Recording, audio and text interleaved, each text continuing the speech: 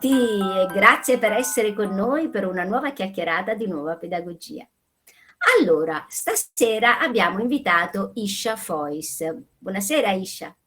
Buonasera, ciao a tutti. Che cosa bella invitare gli amici all'interno del nostro canale. Con Isha abbiamo avuto un incontro meraviglioso ormai un anno fa Sì. ed è nata una collaborazione, una sintonia, perché poi le persone che fanno determinati percorsi prima o poi si incontrano, secondo me, se sono sulla stessa frequenza. Isha è una giovane ricercatrice che insegna da molti anni all'Università di Salford a Manchester, però è sarda e quindi è un po' una viaggiatrice seriale, direi io, perché ha anche un grandissimo interesse, quello diremmo dell'antropologia, ma in senso lato, perché lei studia diciamo lo sciamanesimo di alcune culture. E per questo motivo che insomma è diventata una nostra collaboratrice, oltre a portare avanti l'insegnamento di gravidanza consapevole all'interno di Scuola Agire, terrà anche un laboratorio, un intensivo il 23 e il 24 luglio, giusto? Sì, sabato e domenica fra 2 settimane. Dove tratterà di un argomento molto specifico. Ma prima di parlare di questo, io procederei con le nostre canoniche 3 domande. Abbiamo scelto come argomento i rituali, ma per quale motivo? Perché nella umanità del passato erano estremamente presenti, non si faceva nulla senza un rituale.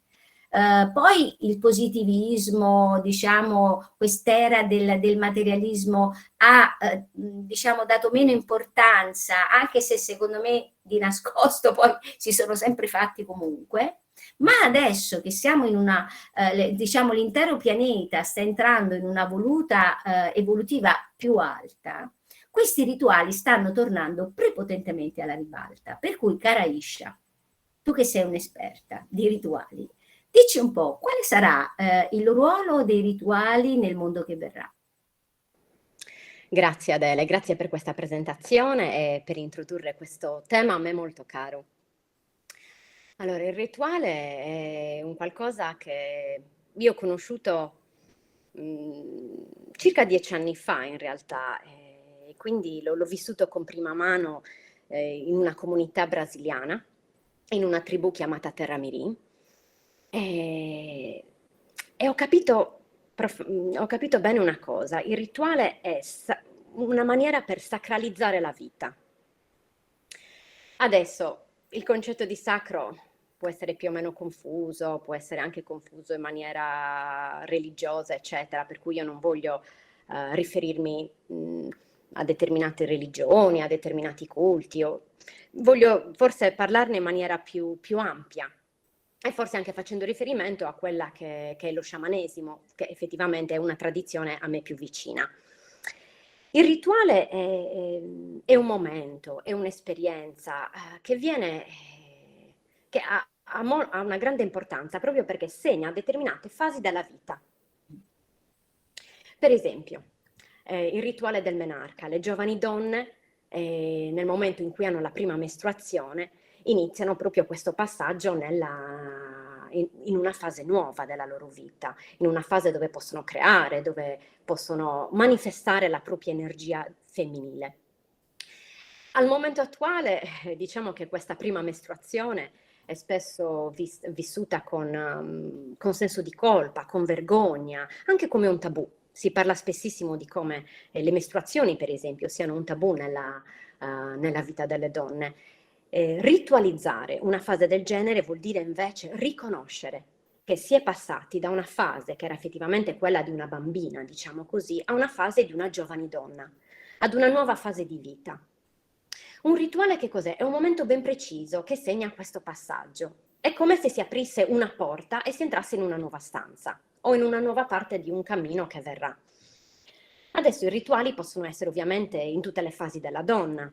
La maternità è ovviamente un altro rituale, quindi quando effettivamente una donna partorisce, non solo la donna continua ad essere donna, ma diventa anche madre, quindi acquisisce anche un nuovo ruolo.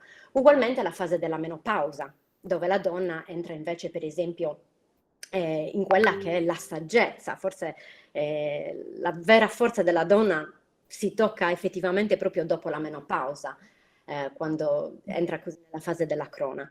Questo per fare un esempio, diciamo così, del femminile, giusto? Ma i rituali sono per tutti gli esseri umani, sono proprio quei momenti, quei passaggi che ci aiutano a identificare, a segnare determinate fasi della nostra vita.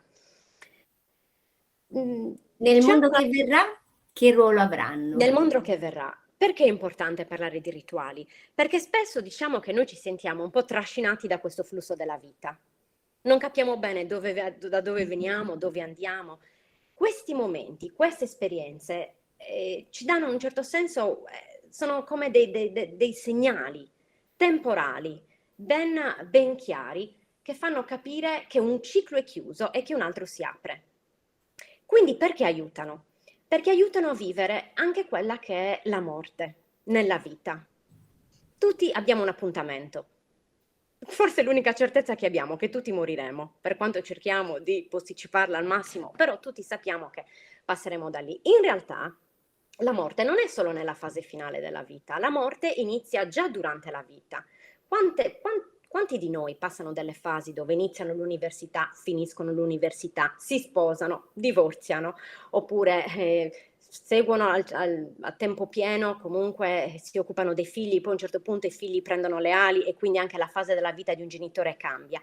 Quindi il rituale aiuta ad integrare quella che è la fine dei cicli nella nostra vita per poi dare vita a nuovi cicli.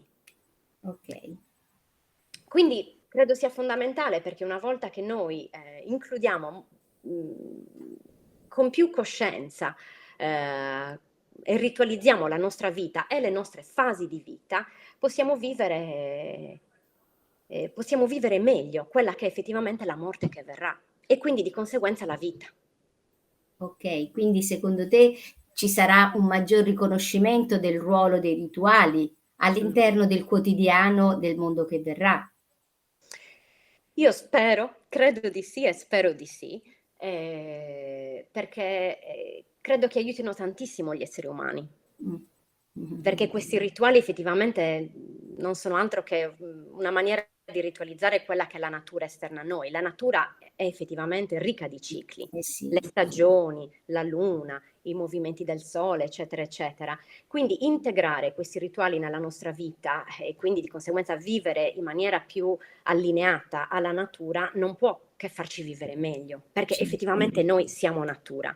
Quindi io vedo comunque una nascita senza dubbio, una rinascita, un riprendere, diciamo così, di queste forme ritualistiche, utilizzate in varie maniere, che poi effettivamente non è che si possono fare anche in maniera molto individuale, anche nel proprio quotidiano. Sì, Eh, sì, infatti. Ma a questo punto, parlando di quotidiano, sorge spontanea la seconda domanda. Ma tu, Isha, che cosa stai facendo per implementare l'uso del rituale nel tuo quotidiano? mhm. È interessante, bellissima questa domanda. Allora, diciamo che la mia vita da 10 anni è diventata ricca di momenti ritualistici. Forse uno dei rituali a me più cari è la capanna di purificazione, che è un rituale che ho imparato, diciamo così, dalla comunità brasiliana di Terra Mirim, ed è un rituale di morte e di rinascita.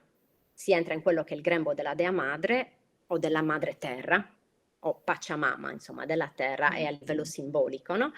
E, e in quel momento si lascia andare ciò che si deve lasciare andare in quel momento, e poi quando si esce è una sorta di rinascita. Sono momenti di purificazione, sono momenti di purificazione emotiva, sono momenti di purificazione mentale, quindi alcune cose che non servono più sono lasciate andare, per poi sentirsi più leggeri. Quindi nella mia vita questo tipo di rituale è quasi mensile, direi, è un incontro mensile. Però non solo questo, per esempio è diventato anche un rituale il ciclo mestruale. Mm. E quindi effettivamente sapere che alcuni giorni prima del mio ciclo arriveranno comunque dei giorni di introspezione, dei giorni dove devo tendere a raccogliermi, dove devo tendere a stare più con me stessa, anche perché spesso l'umore non è dei migliori delle donne in quella Famosissimo. fase, La anche più sindrome difficile. premestruale penso che sia la cosa più famosa al mondo, per i maschi e per le femmine. Esatto. Quindi in qualche maniera anche lì, vedere questo sangue come delle cose che comunque escono dal mio corpo perché non ne ho più bisogno, perché comunque devono andare via e quindi c'è una rigenerazione. E quindi ritualizzare per me è una sorta di luna nuova, è una sorta di rinascita, è sapere che dopo quei giorni i giorni rossi, diciamo così, ci sarà una nuova fase dove io sarò comunque al mio apice e poi rinizierà quel ciclo. Quindi anche vivere questa ciclicità in maniera più cosciente mi ha aiutato molto, anche perché io sinceramente avevo una bruttissima relazione con il mio ciclo, quindi ritualizzare questo essere donna, questo essere femminile mi ha aiutato tanto, anche per non avere problemi fisici in realtà, dolori.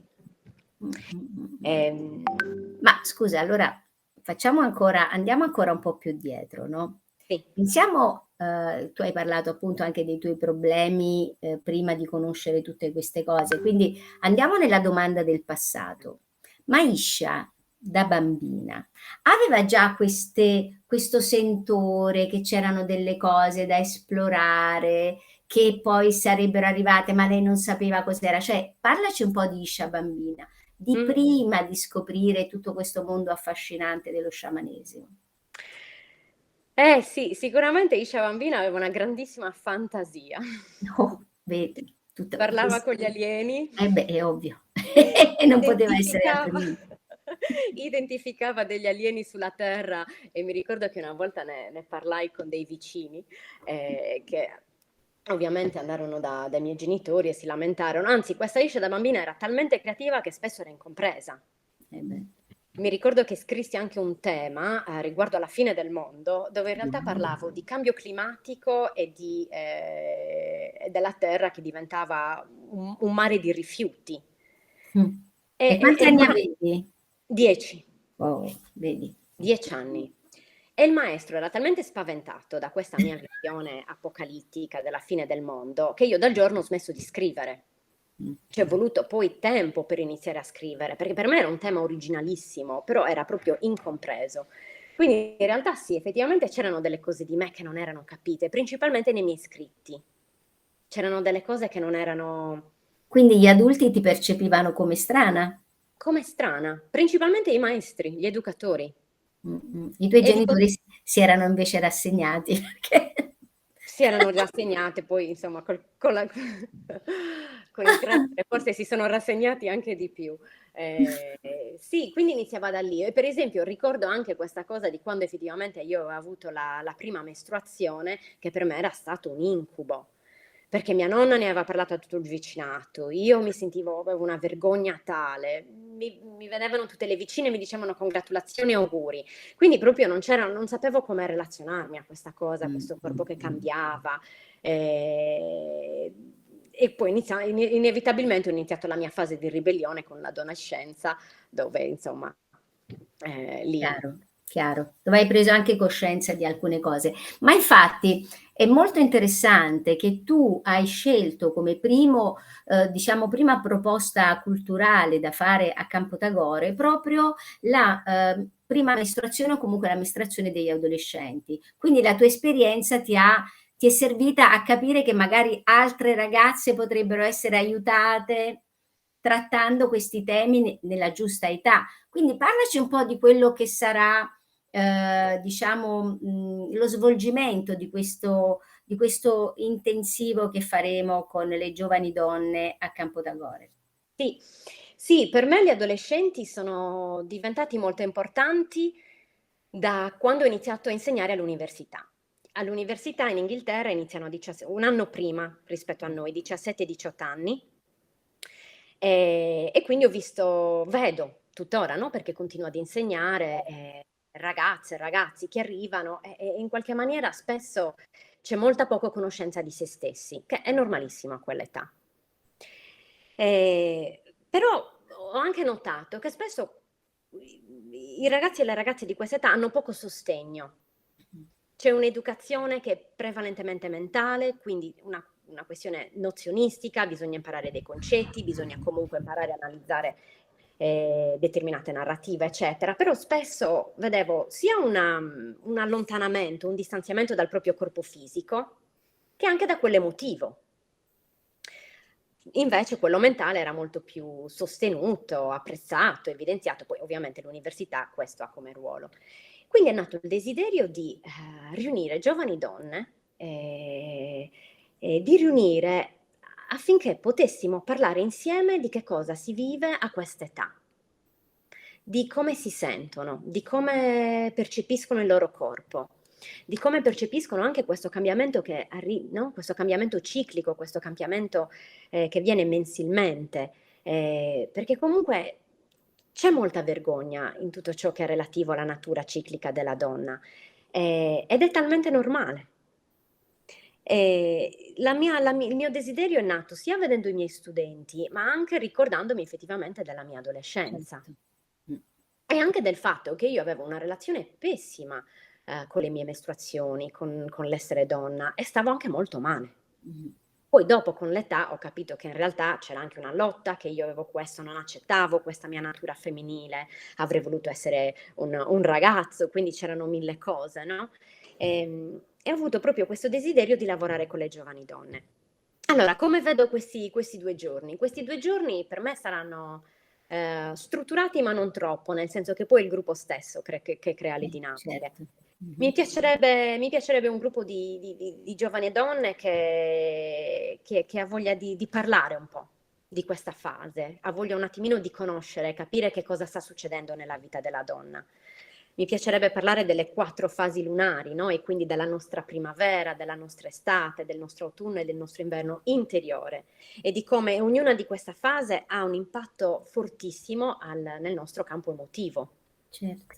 Mi piacerebbe poter parlare anche di corpo e anche di che cosa vuol dire, quali sono i miei confini. No, perché comunque ci stiamo approcciando anche a un'età dove le prime esperienze sessuali vengono fatte, che piacciono o meno ai genitori, però questo e va vissuto anche con leggerezza, con allegria, anche sapere dove si può arrivare e dove non si può arrivare con rispetto di se stesse. Certo. E naturalmente ci sarà qualche rituale. Sì, sì, sì, sì, ci sarà qualche rituale, e c'è un tempio molto bello lì vicino che credo Sì, sarà una grande sede per poter fare questo rituale, certo. sì, sì, Cercheremo certo. proprio di segnare, di marcare questa nuova fase della vita delle giovani donne, in modo Bene, anche che ricordano questa esperienza. quindi andremo al Pozzo Sacro. Andremo al Pozzo Sacro, Molto con dei bene. tamburi, con delle candele. Benissimo. Okay. Allora io ti ringrazio tantissimo. Grazie per averci, diciamo, ha fatto questo approfondimento sull'importanza del rituale. Grazie per aver fatto anche questa proposta formativa rivolta ad un settore un po' trascurato, diciamolo, no, cioè gli adolescenti, alla libera università. E niente, ci vediamo a brevissimo, va Sì, bene? grazie mille Adele, grazie mille. A presto. Grazie a tutti e arrivederci, alla prossima.